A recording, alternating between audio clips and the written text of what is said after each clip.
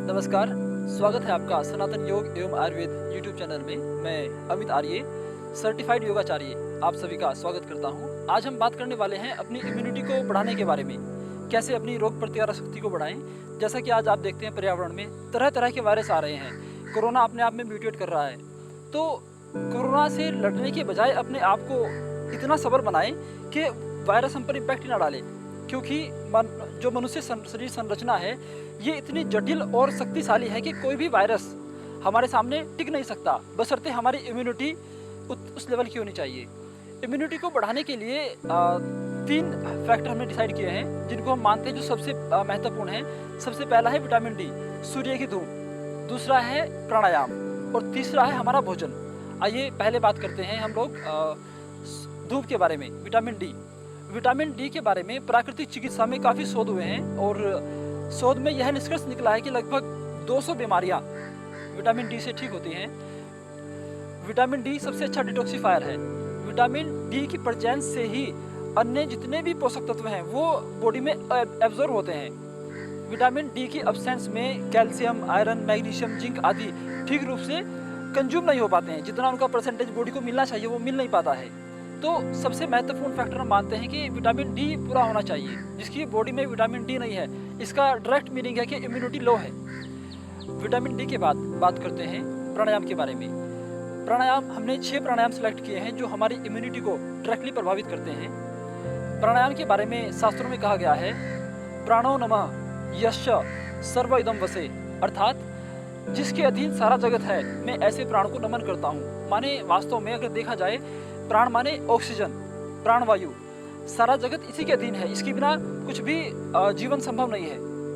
तो कौन कौन से ऐसे प्राणायाम हैं जिसके माध्यम से हम अपनी जीवनीय शक्ति को बढ़ा सकते हैं, आइए बात करते हैं। हमने 6 प्राणायाम डिफाइन किए हैं जो हमारी इम्यूनिटी को बढ़ा सकते हैं। सबसे पहले भस्त्रिका प्राणायाम, उसके बाद कपालभाति, फिर अग्निसार क्रिया, फिर बाह्य प्राणायाम, उसके बाद भ्रामरी और उद्गीत। आधा घंटा ये 6 प्राणायाम करने से आपकी इम्यूनिटी ड्रास्टिकली इनहेंस हो जाएगी। सबसे पहले हम करेंगे भस्त्रिका प्राणायाम। भस्त्रिका प्राणायाम को हम 3 तरह से डिफाइन कर सकते हैं। एक सामान्य गति, दूसरा मध्यम गति, तीसरा तीव्र गति। तीव्र गति के लिए मैं अभी आपको रिकमेंड नहीं करूंगा, वो धीरे धीरे अभ्यास का विषय है। शुरुआत में हम करेंगे मध्यम गति से। जो रोगी हैं या फिर जिनकी आयु थोड़ी अधिक हो चुकी है वो मध्यम गति से करें। लंबी गहरी श्वास अंदर भरेंगे, जिस इंटेंसिटी के साथ श्वास अंदर लेंगे उसी इंटेंसिटी से श्वास बाहर छोड़ेंगे। देखिए,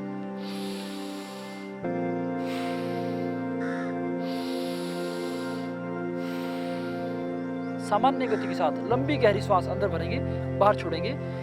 इसमें आप स्ट्रोक काउंट कर सकते हैं, कम से कम 50 बार करें और धीरे धीरे बढ़ाते बढ़ाते 100 बार भी कर सकते हैं। सामान्य गति, मध्यम गति से इस प्रकार से।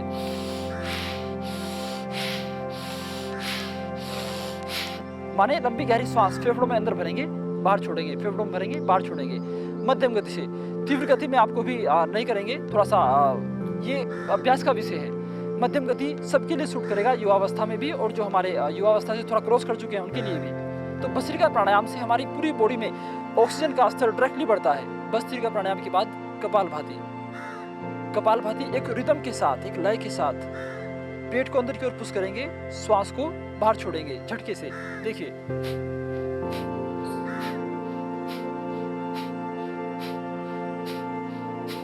ये सामान्य गति को बढ़ा भी सकते हैं। 1 सेकंड में 2 स्ट्रोक।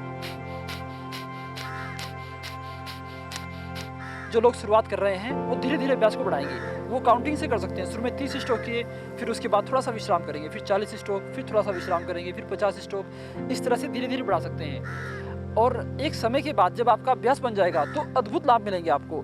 कम से कम 15 मिनट कपालभाति करें आप।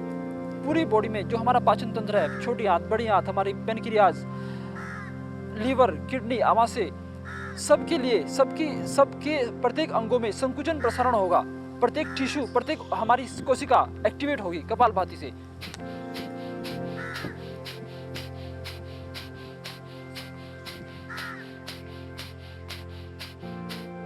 कपालभाति के बाद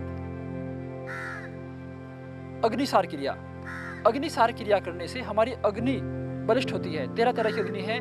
7 धातुओं की अग्नि है, 5 प्राणों की अग्नि है और जो सबसे मुख्य अग्नि है वो है जठराग्नि। जठराग्नि को बलिष्ठ करने के लिए सबसे अच्छा प्राणायाम है अग्निसार क्रिया।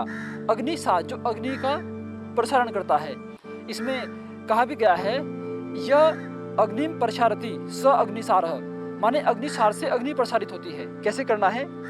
पूरी श्वास बाहर छोड़ के पेट को अंदर खींचना है, उसके बाद पेट को फिर ढीला छोड़ना है, टाइट करना है, ढीला छोड़ना है, टाइट करना है। इसमें भी आप काउंटिंग के साथ कर सकते हैं। 20 बार पेट को आगे पीछे कर सकते हैं, 30 बार, 40 बार, 50 बार, 100 बार तक भी कर सकते हैं एक बार सांस रोकने के बाद। देखिए इस प्रकार से करेंगे।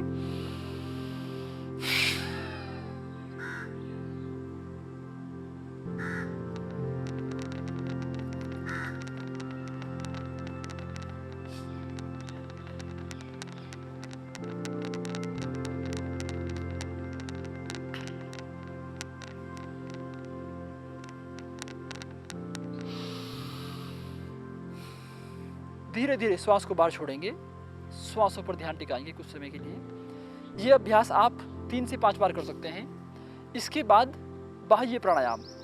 बाह्य प्राणायाम से हम अपनी बॉडी का क्षेत्रीकरण कर रहे हैं, अर्थात हम अपनी बॉडी को ऑक्सीजन धारण करने की क्षमता बढ़ा रहे हैं। पूरी बॉडी का इम्यून सिस्टम डेवलप होता है बाह्य प्राणायाम से। किस प्रकार से करेंगे देखिए। पूरी श्वास बाहर छोड़ के बाहर रोक कर रखेंगे 3 बंद के साथ। शुरुआत में अगर आप अभ्यस्त नहीं हैं तो बिना बंद के करें, फिर धीरे धीरे मूल बंद अर्थात जो गुदा मार्ग है उसको ऊपर खींचेंगे, नाभि का जो नीचे का हिस्सा है उसको ऊपर खींचेंगे, उसके बाद पेट को अंदर खींचेंगे, उड़ियान बंद, फिर कंठ को लॉक करेंगे, जालंधर बंद, 3 बंद के साथ। इन 3 बंद को महाबंद भी कहते हैं। इस प्रकार से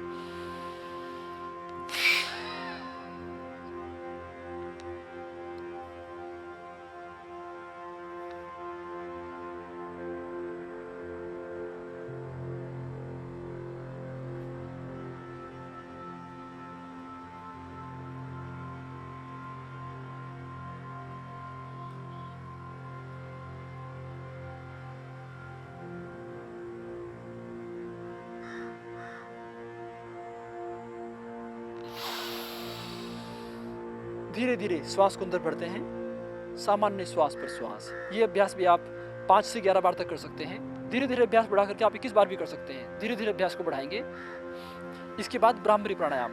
ब्राह्मरी प्राणायाम में दोनों अंगूठों से हम कान को बंद करेंगे, 2 उंगलियां हमें हमारे भंवर के ऊपर और 3 उंगलियां इस प्रकार से रखें कि वो आंखों से टच ना करें, और भंवर की तरह गुंजन करना है मन ही मन। ये भी आप कम से कम 3 बार इस प्रकार से।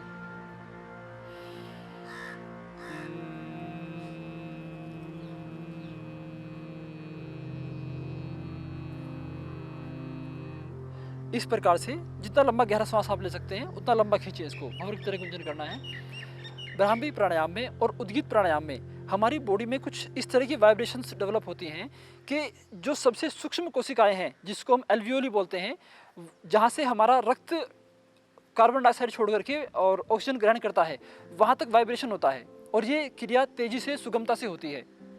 तो इसके बाद है उद्गीत प्राणायाम। इस प्रकार से देखिए।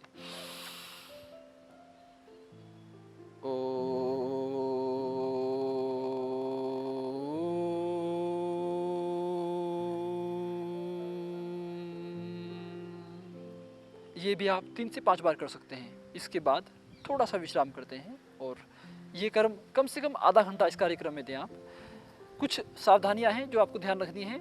भस्त्रिका प्राणायाम बहुत जोर से ना करें, और जिनको उच्च रक्तचाप, हृदय संबंधित कोई समस्या है, हर्निया की समस्या है, या कमर में दर्द है, या फिर कोई इसी तरह की कमजोरी है, वो भस्त्रिका प्राणायाम ना करें। बाकी थोड़ा सा विशेष ध्यान रखें बाह्य प्राणायाम में। जिनको कुछ समस्या है इस तरह से पेट संबंधित, हर्निया संबंधित, वो भी बाह्य प्राणायाम ना करें, बाकी सब कर सकते हैं। इस वीडियो में बस इतना ही। अगली वीडियो में हम बात करेंगे भोजन के बारे में। स्वास्थ्य भोजनाधीनम, स्वास्थ्य भोजन के अधीन है, ऐसा क्यों कहा गया है शास्त्रों में। उम्मीद करता हूँ ये वीडियो आपको नॉलेज से भरपूर लगी होगी और ये चीज़ें आप अपनी लाइफ में इम्प्लीमेंट करके अपनी इम्यूनिटी को स्ट्रॉन्ग करेंगे, अपने परिवार को, अपने सगे संबंधियों को इस पेंडेमिक से बचाएंगे। आपसे निवेदन है कि इस चैनल को सब्सक्राइब करें और लाइक करें। धन्यवाद।